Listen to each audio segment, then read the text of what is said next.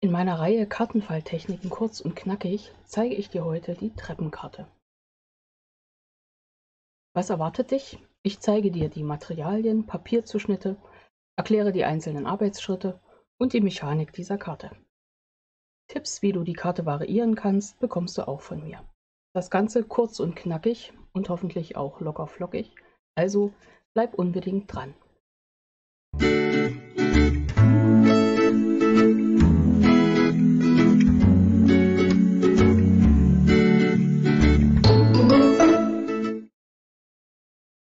Hallo und herzlich willkommen in meiner Kreativwerkstatt. Schön, dass du dabei bist. Ich bin Angela von der Stempelfamilie. Und nachdem ich letztens als erstes Projekt dieses Jahr diesen Mini-Kalender zum Aufstellen gezeigt habe, war ich noch mit dem Stempelset leinenlos beschäftigt und habe gleich mal diese Treppenkarte gebaut. Und da du dir gewünscht hast, dass ich die Reihe kurz und knackig Kartenfalltechniken unbedingt mit anbiete, kommt jetzt die erste Technik kurz und knackig.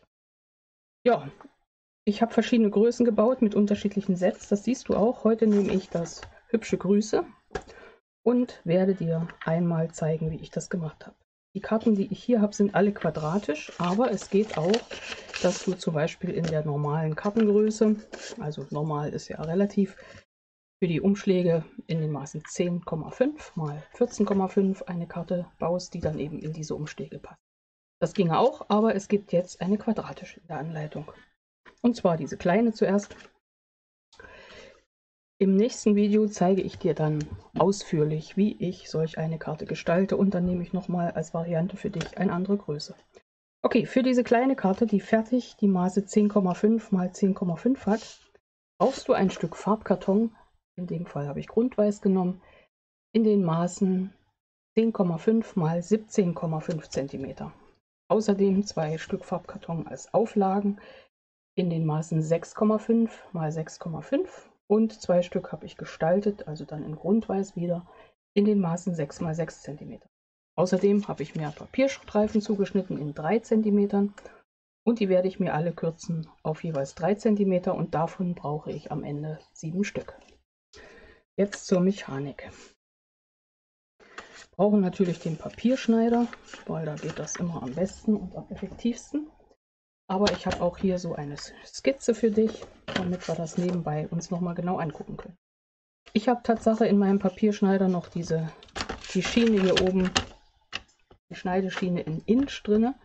Die kann man auch nachkaufen, also seinen Papierschneider nachrüsten, dann hat man die in Zentimeter. Mit so einem Hilfsmittel, was ich mir aus den Unterlagen geschnitten habe, oder einem Lineal, was bei 0 anfängt, kann ich mir natürlich jetzt hier super behelfen. Das funktioniert also auch. Ich zeige das mal hoch. Jetzt kannst du dir vorstellen, auch zum Thema Variation in der Größe. Es sind immer Felder in 3,5 mal 3,5 cm, also Quadrate. Bei hier oben 2, die sind gefaltet. Hier wären die nächsten 2 und hier unten 2. Jetzt wollen wir aber nicht überall die Faltlinien, also schauen wir, dass wir das wirklich so exakt hinkriegen. Damit wir das Ganze beweglich bekommen, die Mechanik, sind die 2 Einschnitte hier. So, jetzt liegt das hier. Ich schaue mal so, dass du das wirklich siehst. Und dann zeige ich dir, was ich tue. Meine ganzen Treppen schiebe ich mal beiseite. Nehme meinen Farbkarton zuerst, und zwar die lange Seite lege ich zuerst an. Und brauche jetzt also die Faltlinien, jeweils 3,5 cm.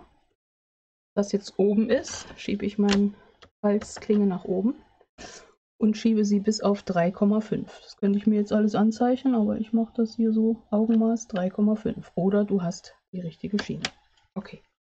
Dann schiebe ich weiter auf 7 cm. Jetzt brauche ich 2 Felder Falzlinien. Siehst du? Also 7 cm schiebe ich auf 7 cm nach unten. Genau. Das nächste, bei 10,5, brauche ich die Falzlinie auf den ersten 3,5 cm nicht. Also setze ich hier bei 3,5 wieder an und ziehe von da bis unten hin. Und bei 14 cm, nachdem die Klinge jetzt unten ist, schiebe ich sie von unten nach oben auf 10,5, beziehungsweise das Feld ist 3,5. So, jetzt zeige ich das mal. Du hast also das gleiche Prinzip. Ich zeige es trotzdem nochmal hier mit hoch. Das Die Bleistiftlinien sind praktisch die Falzlinien. Und jetzt schneiden wir ein, wie gesagt, dass es beweglich wird. Also kippen wir. Das ist meine obere Ecke. Da möchte ich die Treppenstufe ja so rum außen stehen haben. Und dann wird geschnitten. Also kippe ich rum. Schneideklinge. Gehe hier erstmal auf 3,5. Und jetzt habe ich die Falzlinien ja zum Messen. Also 3,5 gerade das Ganze. Gehe hier auf die erste Linie 3,5 hier unten und ziehe 2 Felder bis 3,5 zu dieser Linie. Also die 2 Felder hinten nicht, bis dahin. Hebe ab, lege an bei 7 cm. Du kannst dir das auch alles wunderbar anzeichnen. Gehe hier von vorne gerechnet auf die 7 cm, also ein Feld aufs zweite Feld auf die Linie und ziehe hinten bis zum letzten Feld, bis zur letzten Linie. Genau. Jetzt schaue ich, dass ich alle Linien richtig lang habe.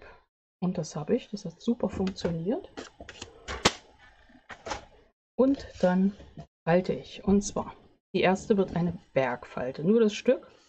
Die zweite eine Talfalte. Das geht noch nicht so einfach, aber sobald die nächste gefaltet ist, läuft das. Wieder ein Berg, ein Tal und hier unten ein Berg und ein Tal. Jetzt sind alle gefaltet und jetzt kann ich sie richtig falten. Und wenn ich das exakt gemacht habe, liegt das auch exakt aufeinander. Und wenn das exakt liegt, dann kommt das Falzbein zum Einsatz. Und so einfach habe ich die Treppenform. Das ist also alles. Und jetzt kannst du die variieren in der Größe der Karte oder in der Größe der Treppe. Ja, oder eine andere Form, ne? Wie hier, wie gesagt, habe ich einfach links und rechts dann das 3,5 plus 2 cm plus 2 cm und komme dann eben auf diese Treppenform. Machen wir mal.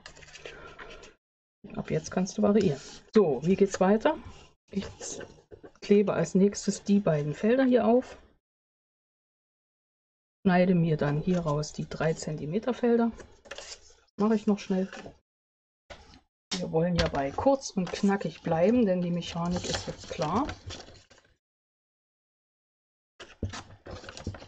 Einfach einmal schieben.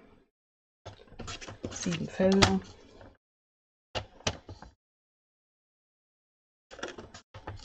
Genau. Kannst du dir vorstellen, so geht das weiter. Wir wissen, was gestützt ist. Genau, meine Falzklinge. Ja, ich lege hier mal kurz auf, dass du siehst, wie sich das dann entwickelt, quer oder längs. Dann wird mein Motiv koloriert.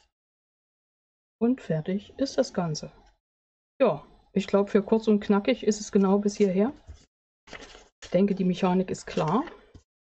Größenvariationen habe ich schon mal angedeutet. Nochmal zum Abspeichern. Wir haben das Verhältnis 3:5. Jetzt zeigt sich noch mein Papier ins Bild. Und zwar habe ich mit diesem Set hier gearbeitet. Das ist das Celebration. Das ist aktuell gerade Januar, Februar 22. Hübsche Grüße und das Designerpapier zusammen bekommt man für einen Bestellwert von 120 € gratis dazu.